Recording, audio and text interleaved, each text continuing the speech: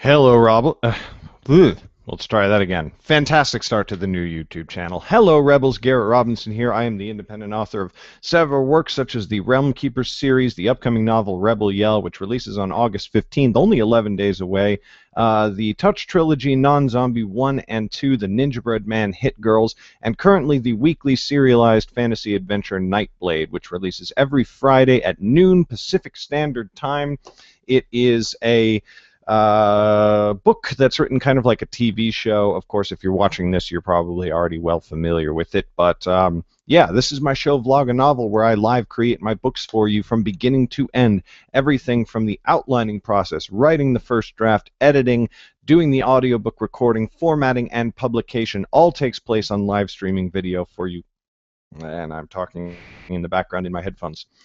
Live streaming video for you guys to watch. If you're a writer, you may enjoy the process. If you're a reader, you may enjoy learning behind-the-scenes stuff about the characters and the world that won't even necessarily make it into the books, but you may find interesting. So like I said, you probably already know this stuff, so let's get cracking on Nightblade Episode 4. We are just starting this book. I'm a little bit behind this week. I should already be outlined on episode 4 and into the first draft, but we're going to finish the outlining process today and get into the first draft, hopefully tonight, tomorrow latest. So let's get going here.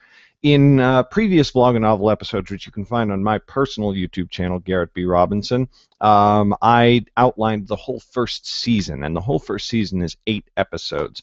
Episodes 1 through 3 are published. Oh, that's something that you should know, and something that I need to fix. You can pre-order this book if you so choose, and I certainly hope you will, at that link in the blue section of the screen right below my face, garrettbrobinson.com/nb-4. It's only 99 cents. That page will take you to a page where you can, that link takes you to a page where you can pre-order directly from me. I get a much higher percentage of the sale if you do that, as opposed to buying it through Amazon or Nook or Kobo or anything like that. So I hope that if you are interested in the book series, you'll go that route.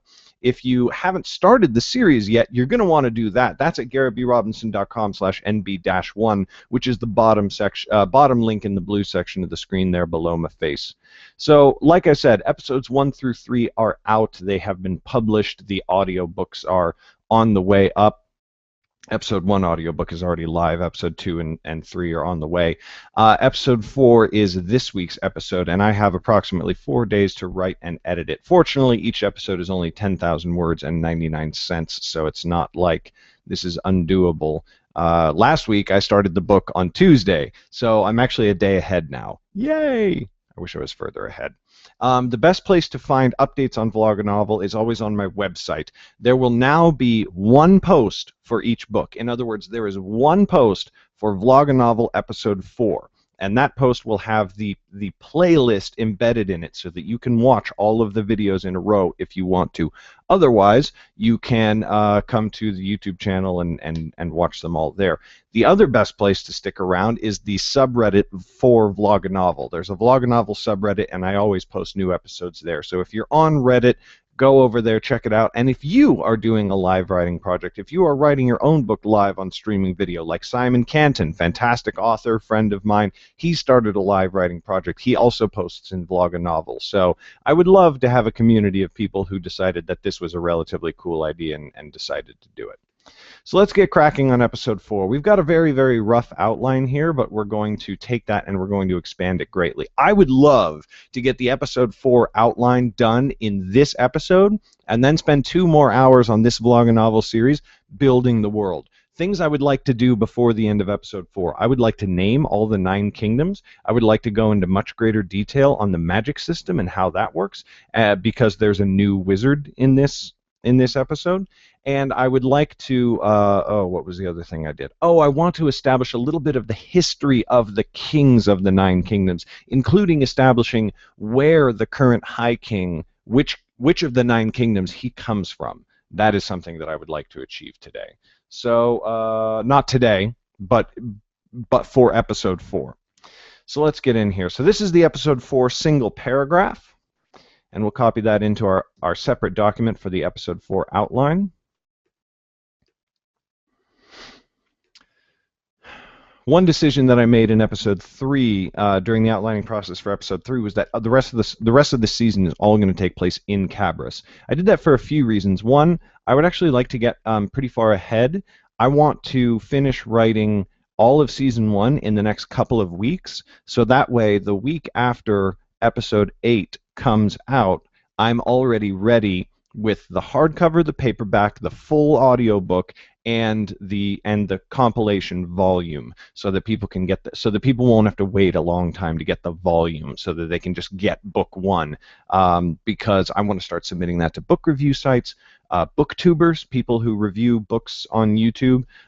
There's a lot of them out there. I know and subscribe to a lot of them, and the thing is that they generally prefer hard copy books. They don't really necessarily do ebooks, and they definitely don't do individual episodes. Like if I was like, "Hey, would you review this, little one episode dealy? It's only 10,000 words." They'd be like, "That's like 50 pages." Now I'll wait until it's actually done," which is not completely correct, but also I don't blame them. So we're gonna try and get all of season 1 done over the next couple. Command Z. We're gonna try and get all of episode 1 done over the next couple weeks, and then all of season 1 done over the next couple weeks, and then get that all ready to go. So that will release actually. Okay, let's calculate this out. Let's do this. Oh shoot. Okay, so if episode 4. So we got episode 4, 5, 6, 7, 8, and then season 1 will come out a week after that. So let's just refer to it as 9. So if episode 4 is coming out on the 8th of August, and episode 5 on the 15th of August, episode 6 on the 22nd, episode 7 on the 29th of August, 30 days have September, April, July, and November. Okay, so there's 31 days in August. So that means that 5 September is when episode 8 will publish, and that means that 12 September is the scheduled release date for volume 1 of Nightblade. So I will probably create a direct order for that. And I will probably start taking pre-orders on that right now. Because I've had a lot of people who are like, "Dude, I like the series. It seems cool." No, no, I'm not going to do that. I'm not going to do that until it's ready for sale. It's like, let's just do it. Let's just do it when it's ready. Because I don't want to distract people from the episodes. My ideal scene, and this is just me, is I would like people to be doing the weekly experience with this, and I've strayed from that in my serials in the past, and I never liked it as much. When Realm Keepers is happening, it's a week-to-week thing, and people like get really excited, and when they read each week's episode, they're like, "Oh, you dirty fucker," and I'm like, "Aha, ha ha ha ha," and I don't know. I just like that. And then if people want to read the whole thing in bulk, they can just wait. And if somebody's going to read a book that size, which is, going to be 80 to 90, 100,000 words, then they can just wait every 2 months, because, it's a good chunk of time in between releasing 100,000 word books. So I don't know. If you are watching this live or at some point in the future and you have an opinion on it either way, let me know whether you like that or would want to be able to pre-order the thing in advance. But I think I'm definitely a fan of keeping the thing going, because I love, as an audience member, I love it with shows like Game of Thrones. And yes, when the season ends, I'm like, oh, I have to wait for the next one. But on Game of Thrones, you have to wait like a goddamn year, and on this one, you only have to wait a couple of months. So anyway, this is neither here nor there. Let's get into episode 1. So chapter 1,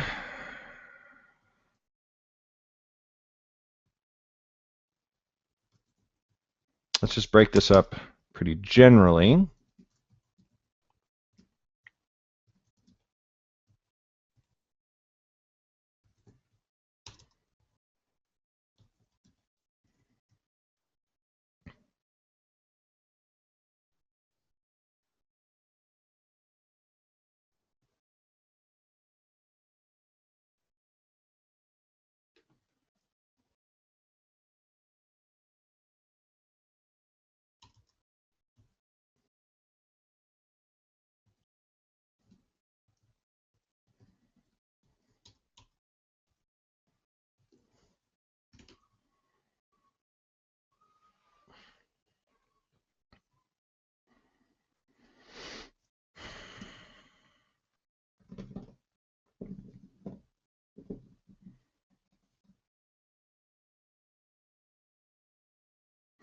Okay, so in chapter one, just in like single sentence summaries, chapter one, Lauren has just at the end of episode three, she's just been captured by the constables, and they're leading her to prison, jail, whatever you want to call it. They're taking her away, um, and she's kind of overwhelmed by the city because she lived in the forest all her life. Blah blah blah blah. And then Corin, one of the constables, sees her dagger, and he's like, "Oh," and she's like, "Oh," and he's like, "Oh, you need." And as soon as Byrne is looking the other way, Corin lets her go and says something along the lines of like, "Tell them that I helped you," and she's like, "Okay." She has no idea what he's talking about.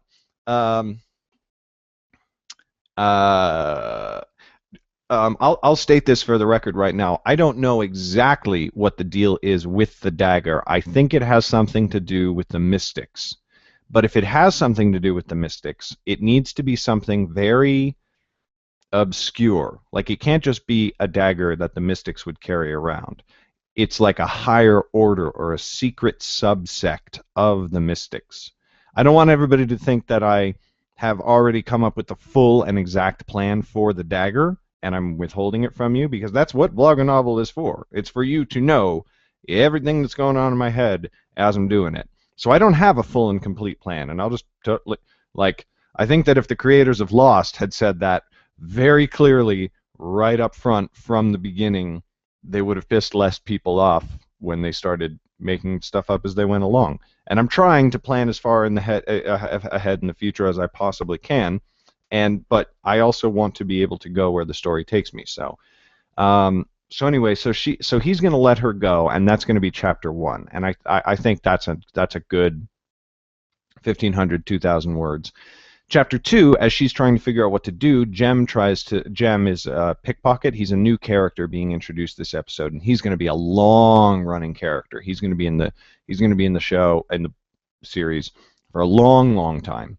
And but he's kind of a terrible pickpocket, so she catches him. And because she doesn't immediately beat the crap out of him, he really likes her. So then he tells her that he's in this like whole pickpocket ring, and Lauren says, "Take me there." So they get to the pickpocket ring, and there's a 20-year-old girl who the kids call Auntie. Lauren wants to join the ring because she has to start somewhere, and Auntie will let Lauren join if she can prove herself. Lauren has to steal a purse of this one person, and if she gets it, she's in. But when Lauren finds the person, it's Auntie, who is actually a weremage. She's a skin changer.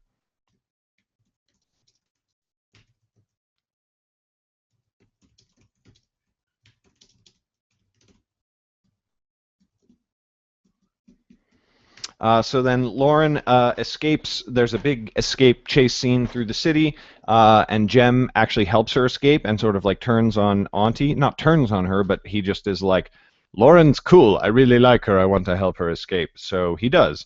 And they get away. Her bow breaks. Ooh, big emotional moment. That bow's been with her ever since it's Chet's bow.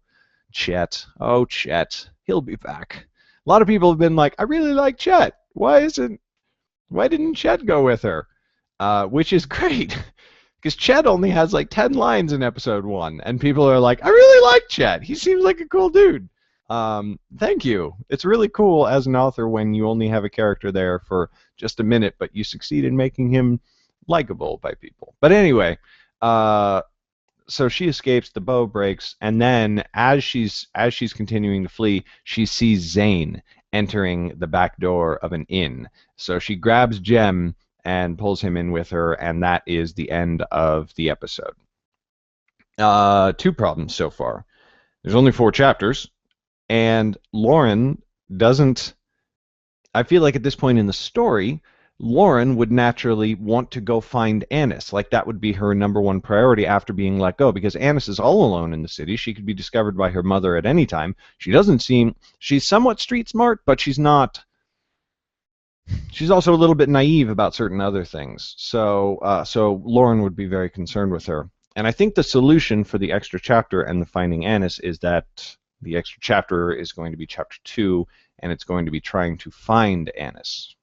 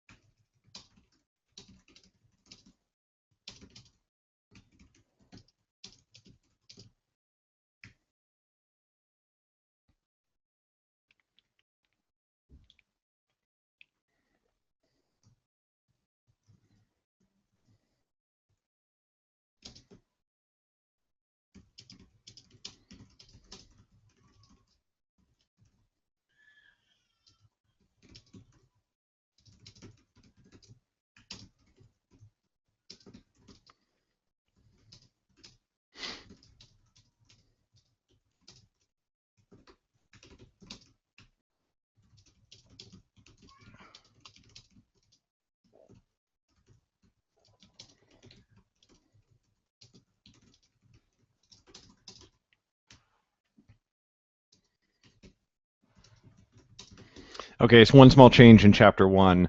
I made it so that because I don't necessarily like. I love serialized storytelling, and each week ends with a, "Oh my God, what's going to happen next?"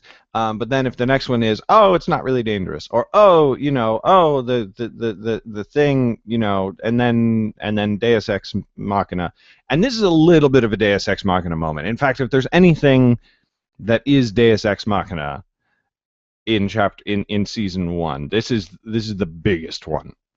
Uh, is that she happens to be carrying a dagger, which came from her parents. It's not like she just randomly discovered it. She's been planning to take it for years.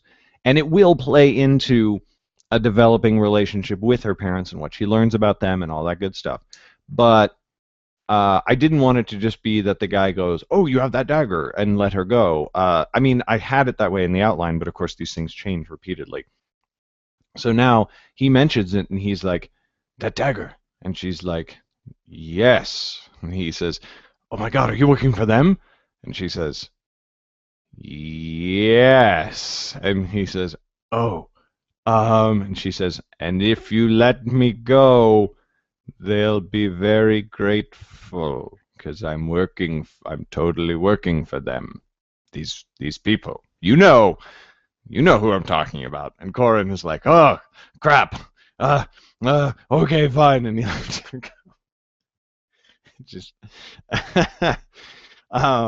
I always, when I write these scenes, sometimes they come off quite seriously in the book. Like when I read, when I read the audiobook narration for episode 3, and there's the chapter where Lauren like distracts the guards so that Annis can steal one of the brown cloth packages. It came off kind of serious in the writing and whatever, and it, like, a lot of that's open to the reader's interpretation, but like I picture it when I shoot this as a TV series eventually. I'm like, dude, that's gonna be hilarious. She's gonna be like, anyway. And this moment is another one of those ones where it's like it might come off serious in the writing, but when it's a TV show or a web show or whatever it ends up being, it's gonna be hilarious. You working for them? Yes, I totally am.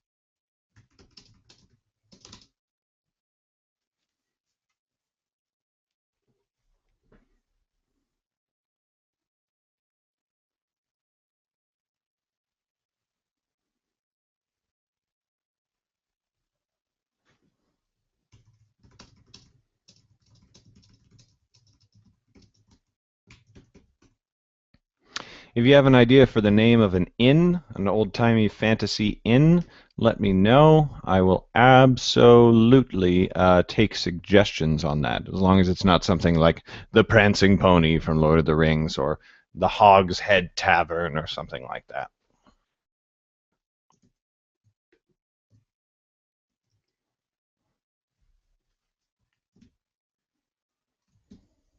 Actually, you know what? I'm going to jump over onto social real quick and ask for that.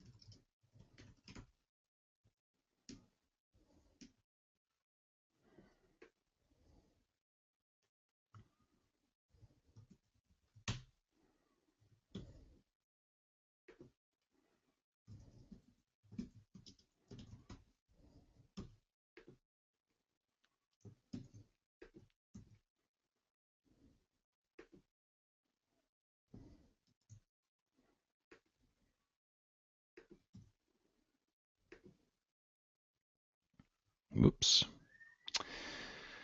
All right.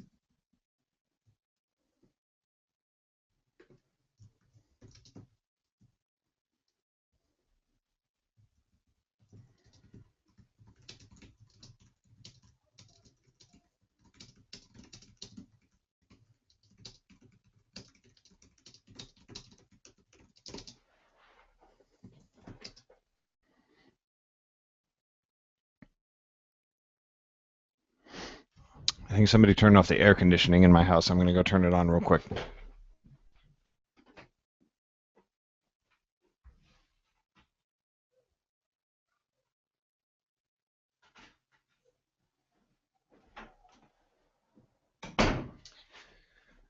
Okay, let's take a quick recap of how we've changed episodes.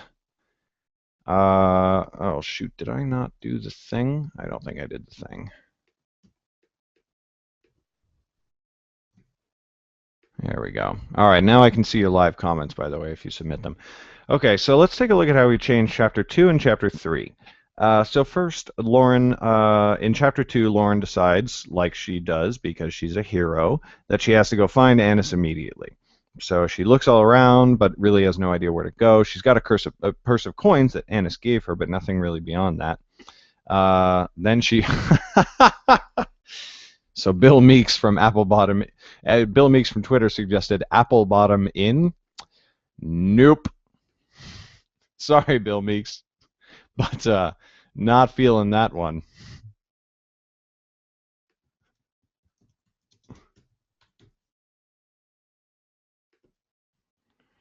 Zach Dozier suggested Dorsey.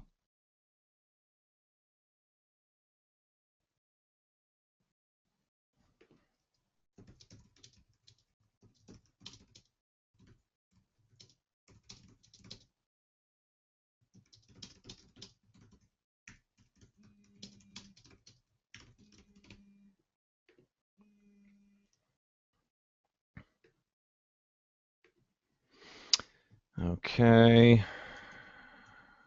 Da, da, da, da, da. So Dorsey is going to be the placeholder place for the inn. So she goes to the poor section of basically she's getting a lot of looks because she's wearing the really nice cloak, but she's also wearing that bow. So she considers stashing the cloak, but then she's got they probably know what she looks like, and she's got unusual eyes for this area. So eventually she goes into like back alleys and starts like hiding in shadows and whatnot, which is a great moment where she feels a lot like she's being like a sneaky master thief, but people are probably in the background just going, what the hell is that idiot girl doing back there? Thinking she's like hiding in shadows with her black cloak and everything. So then she remembers that Anna said that they'd hide in the ghettos of the city, and and so she asks someone where that is, follows their directions. So she's poking around. She feels threatened once or twice, but she kind of like flashes the dagger at them. But then the mystic shows up, who wasn't going to show up until episode 5, I think. But he's going to show up, and he's going to ask after somebody exactly like Zane, including the blue coat. So she's going to know that he's asking for Zane, but he must not be working with the constables, because the constables know, or will have known by this point, that Zane got rid of his blue coat, and so that's very curious. And she doesn't even know what a mystic is. The reader will not know anything about this dude, that he's a mystic or anything like that. He won't be revealed as a mystic until season 2. And the mystics, for anybody who missed earlier episodes, is it's like this order of like warriors, sort of, who are kind of enigmatic, and their actual purpose is to keep the war is to maintain some level of power in the world and standing armies to assist the life mage when he comes is reborn every few generations to battle the necromancer reborn, which is a whole lot of backstory stuff for the world, which just does it's like it's stuff way in the future. But the mystics generally, for like hundreds of years at a time, just kind of wander around and are there and try to keep the kingdoms from falling apart until the life mage comes back. So he's looking for Zane, and that's an open loop that I need to put that in my open loops.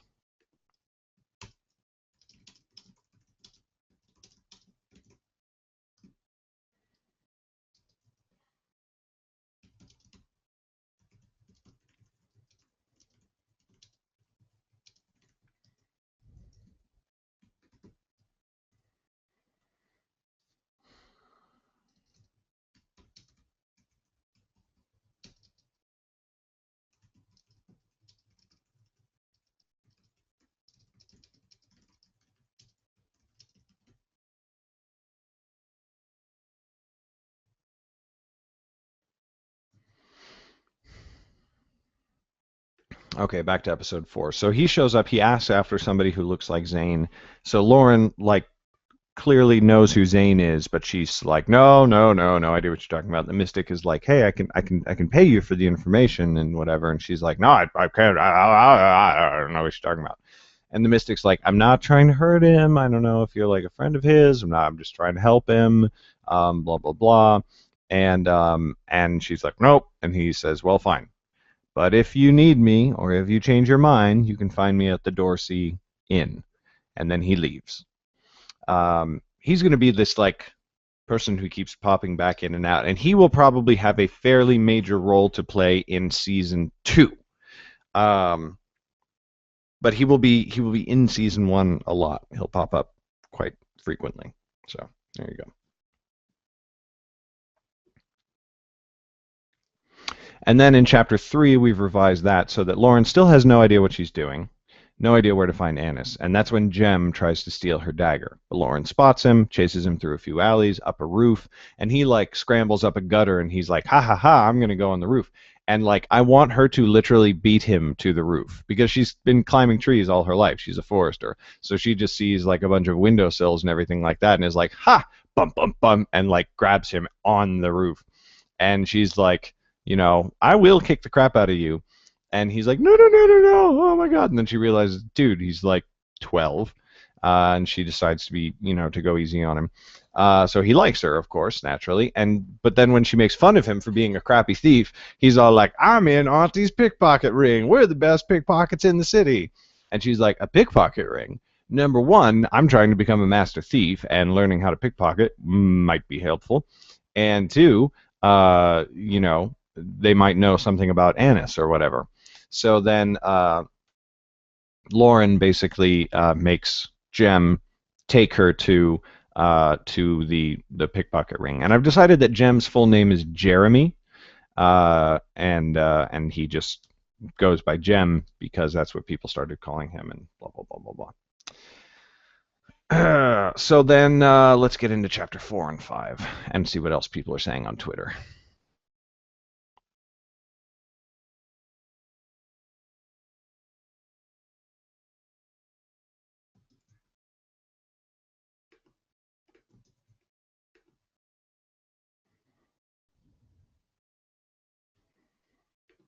Nothing on Twitter. Okay.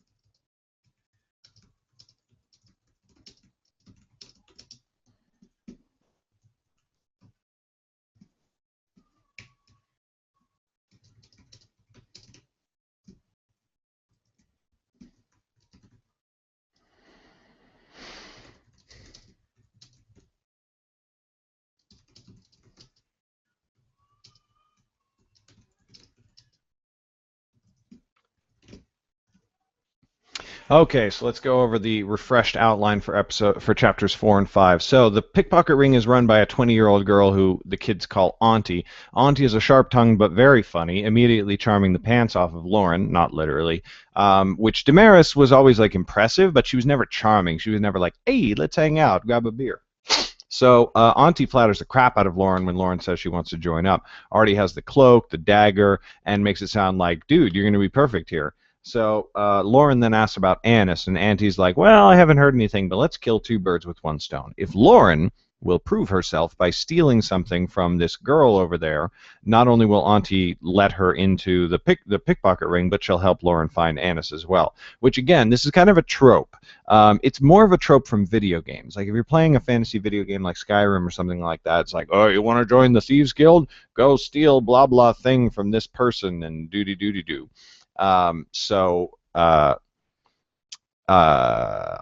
This is like that, except she's just screwing with her. So then Jem leads her to the place where the person is supposed to be. Maybe I should have her.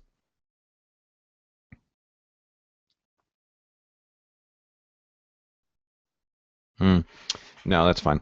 So Jem leads her to the place where the person is supposed to be. The woman looks like a well-to-do, maybe noble woman, but without anybody with her. She's near the constable's headquarters, but Lauren thinks she can get in and out and grab the purse, no problem. So she goes for it, but when she goes for the purse, the woman grabs her hand, and it turns out that it's actually Auntie, who is a were-mage. Like I said before, she's a skin changer. She can't like change her whole body, but she can change her appearance. So she's like a very weak, low-level were-mage. And then that's when the Byrne and a bunch of constables step out because Auntie found out about Lauren and turned her in exchange for the bounty on her, or a bounty on her.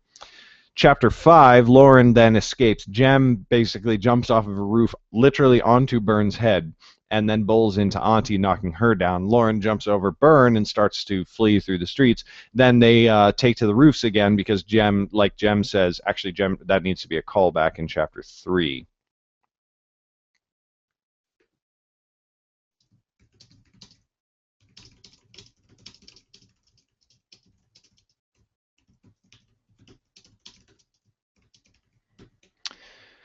So in Chapter 3, he'll say something like, I was the best kid in the city on rooftops, but now I guess you're the best," or whatever. So then so they go to the roofs because nobody's better on the rooftops than Jem, except for Lauren. But then a couple of constables don't need to be fast because a couple of constables with bows and arrows get up there and start shooting after them. So trying to avoid that little shindig, Lauren's bowstring breaks and she loses her bow, which is going to happen really fast and she's not going to have time for it. But that's going to really upset her because it was like an heirloom of home or whatever. So then Lauren sees Zane going into the back door of an inn, and she pulls Jem in after her. And I'm very happy with that as an outline for episode 4. So I have to go pick up my kids from school. I'm going to end off this episode of VlogaNovel. Then I'm going to come back, work on some more outlining for the rest of the season in the continuation of the VlogaNovel series, and that will all take place on this YouTube channel. If you're watching on YouTube, please don't forget to subscribe. This is the new place for VlogaNovel. If you are a subscriber to my regular YouTube channel, it is no longer there. I do not do VlogaNovel on there anymore. I do it here. So, yeah, keep that in mind. I will be back within the next couple of hours or so. And thanks very much for watching. See you next time. Bye.